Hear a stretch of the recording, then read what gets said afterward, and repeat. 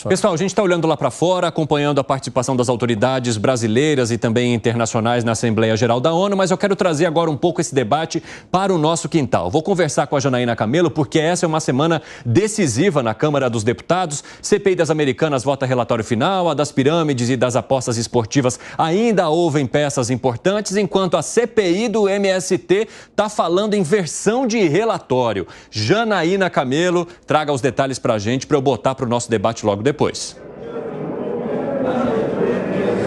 Pois é, Evandro, 3 CPIs, na Câmara dos Deputados estão aí na sua reta final e a gente já tem visto aí a prévia desses relatórios, São a CPI do MST, como você disse, a CPI das Americanas e a CPI da manipulação dos jogos de futebol. A CPI das pirâmides financeiras, que é a 4ª CPI, ela ainda tem aí um tempinho de vida porque ela foi instalada um mês depois dessas outras CPIs. Inclusive, a comissão está ouvindo hoje representantes da Latam, da Gol, das empresas aéreas Latam, Gol e Azul, naquele caso da 123 Milhas, que suspendeu passagens aéreas e pacotes promocionais, alegando aí fatores econômicos adversos, Com essa audiência, a CPI quer entender como é que funciona esse mercado dinâmico, por que essas passagens eram oferecidas a preços tão abaixo do mercado. Já na CPI do MST, como você disse, o relatório final vai ser lido na quinta-feira, mas nós temos 2 relatórios. Um relatório apresentado, o relatório oficial, apresentado pelo relator, o deputado Ricardo Salles, do PL,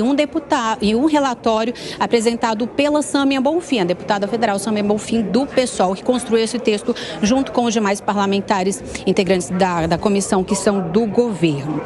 Os 2 relatórios, do que foi apresentado até agora, divergem completamente entre si, obviamente, inclusive com acusações entre os 2 parlamentares. Entre os indiciados no relatório de Salles está o deputado federal Valmir Assunção, do PT, e também dos seus assessores de gabinete. Só que há uma pressão por parte do governo para que esse nome seja retirado por Salles do relatório. E aí, mais cedo, o relator, o Ricardo Salles, conversou com a gente, conversou com jornalistas e disse aí que a intenção é até quinta-feira, até o dia da apresentação do relatório, fazer negociações com o governo para ver o que pode ser alterado em ambos os textos. A gente vai ouvir aí o que ele disse. Nós saberemos entre hoje e amanhã se esse entendimento entre as lideranças dos diversos grupos políticos permitirão que haja uma certeza maior na aprovação do relatório. Obviamente, para que isso aconteça, o presidente Zucco e eu estamos trabalhando para que alguns pontos possam ser conversados. Agora, isso vai depender muito mais do outro lado, dos que estão junto ao governo, do que propriamente de nós. A nossa parte, o nosso trabalho está feito. Se houver algum campo de negociação, eles vão ter que dizer o que precisa estar sujeito à negociação. Bom, já a CPI da manipulação do futebol, viu hoje o jogador Luiz Henrique, do time espanhol Real Betis, que ele está envolvido aí num suposto esquema de apostas casadas, envolvendo também o meia da seleção brasileira, Lucas Paquetá. O depoimento está acontecendo por videoconferência. Já a CPI das Americanas, assim como a CPI do MST, também recebeu um relatório paralelo, que vai ser lido hoje e também votado o relatório oficial. A gente acompanha tudo por aqui, Evandro, e mais tarde a gente traz mais informações para a Jovem Pan News. Muito obrigado, Janaína Camelo. Bom trabalho para você aí em Brasília. Eu contei para vocês aqui ao longo dessa semana, então, que a CPI do MST está preparando 2 relatórios. Um trazendo indiciamentos de lideranças do MST e até de parlamentares ligados ao partido do governo atual, e um outro que tem um protagonismo maior da base do governo dentro desta comissão. E esse relatório, ele está trazendo justamente, além de pedir, por exemplo, algum tipo de punição para o relator da CPI, Ricardo Salles, por conta de uma menção que ele teria feito à ditadura, ou do próprio presidente, o coronel Zucco, por conta daquele episódio que ele teve com a Sâmia Bonfim, em que ele dizia para ela que ela precisava comer um hambúrguer, porque ela estaria muito nervosa. Mas eles pedem também que o Ministério do Desenvolvimento Agrário seja mais aparelhado, tenha mais colaboradores, mais funcionários e servidores. Como é que vocês avaliam esse pedido que é feito pela base do governo, hein, Alan Gani? Mais aparelhado, porque o Ministério do Desenvolvimento Agrário ele já conta com ex-integrantes do MST, inclusive a Conab, que é um órgão importantíssimo, com um orçamento gigantesco, está dentro do Ministério do Desenvolvimento Agrário e é liderado por uma pessoa, quem preside a Conab, que é super simpatizante ao MST. Então, assim, isso fica muito claro da ligação do governo né, ideológica e até de cargos e financeira com o MST. Fala, Luiz Felipe Dávila. Não é só a Conab não, Alan Gani, eles querem o INCRA principalmente. Sim, o INCRA também. Sugerem um aumento de vagas e cargos no INCRA também. Porque o que é o INCRA? O INCRA que acaba com o MST. Porque o INCRA que dá titularidade de terra. Na hora que dá titularidade de terra, acabou a história de invade de terra. Então, o grande problema é que olha só o que é essa cabeça da esquerda. Que aparelhar o Estado não é para dar titularidade, efetivar e empoderar as pessoas. Não! É para continuar enrolando, para o movimento continuar forte, para continuar a invasão de terra. É um absurdo, gente.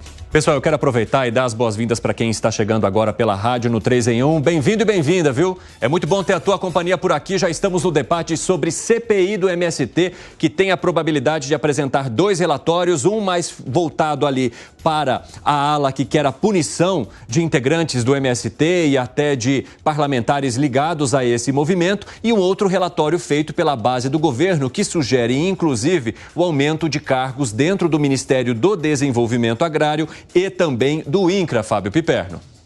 Evandro, quem nos assiste sabe que desde o início eu disse que essa CPI ia ser um lixo, não ia para lugar, ela ia do nada a lugar algum, como de fato aconteceu. Para os apoiadores acabou sendo frustrante, uma decepção e tal, porque, claro, o MST está aí faz 1000 anos. Que se investigue à vontade, né? Não só o MST, como os seus próprios integrantes. As suas lideranças, o Stedley foi lá outro dia, então que se investigue também o Stedley, enfim. O fato é que era algo circense, para jogar para a torcida, para essa plateia, né, da extrema-direita que, né, urra quando tem a possibilidade e tal de tentar comprometer... A plateia da direita, que não é que urra, que quer a punição de crime contra a propriedade. Tão simples quanto isso. Ou seja, tem aí uma série de mecanismos para conseguir punição a esses crimes. Agora... É que até agora a gente não viu, né, Piperno? Piperno? Desmoralizado, mas tão desmoralizado que nem a frente parlamentar... Piperno, se não houvesse essa impunidade com o MST, não teria...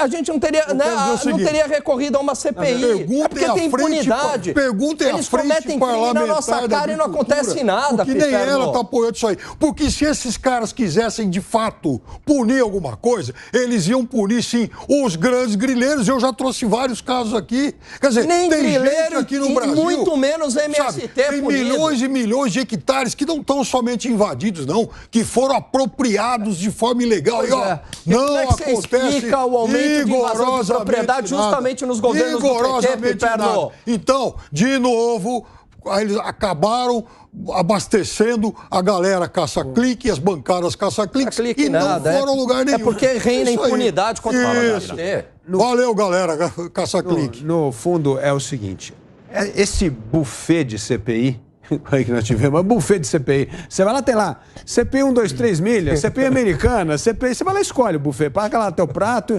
escolhe o buffet, o prato que você quer. O que mostra isso? A destruição do Estado de Direito no Brasil. Perfeito. Porque se existisse Estado de Direito, essas coisas não precisavam ter CPI no Congresso, estaria sendo julgada na Justiça. Quem invadiu propriedade privada estava na cadeia. Quem deu cano, como a 1, 2, 3 milhas, estaria preso. Quem fez fraude fiscal, como na Americanas, estaria encarcerado. É simplesmente isso. Se a lei fosse cumprida, se tivesse Estado de Direito no Brasil, não precisava ter buffet de CPI.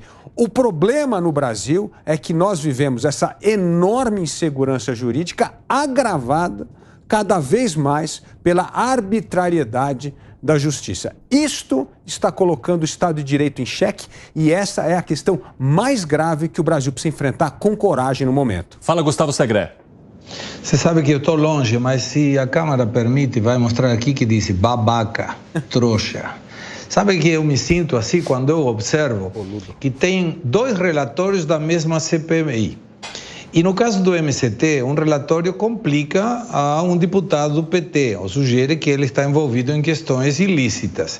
Eu troco CPI e coloco investigação da Polícia Federal e me parece absurdo, impossível, que um relatório da Polícia Federal que inclui uma pessoa que está sendo investigada com semi-plena prova de que cometeu algum ilícito possa ser retirada desse relatório da Polícia Federal por uma pressão política dentro da CPI.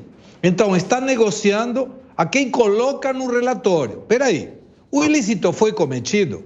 Bom, a priori parece que sim. Então, esse relatório não pode ser alterado por uma pressão política. Se essa pessoa tem responsabilidade, tem que estar no relatório. Porque senão a gente aparece aqui, ó, babaca, eleitor trouxa, que colocamos um monte de gente aí no Congresso para que eles alterem um relatório por uma negociação. Sempre da mesma forma. Cargo, poder.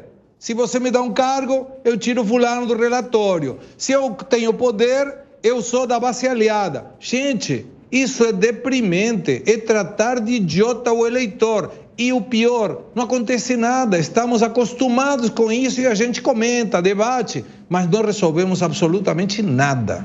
E Perno, há uma tentativa de transformar o eleitor em idiota e em ambos os lados ou não? Aqui no Brasil a gente já viu de tudo, né? Inclusive os mais absurdos conluios. Agora, no caso dessa CPI, foi mais um evidente, explícito caso de jogar para a torcida.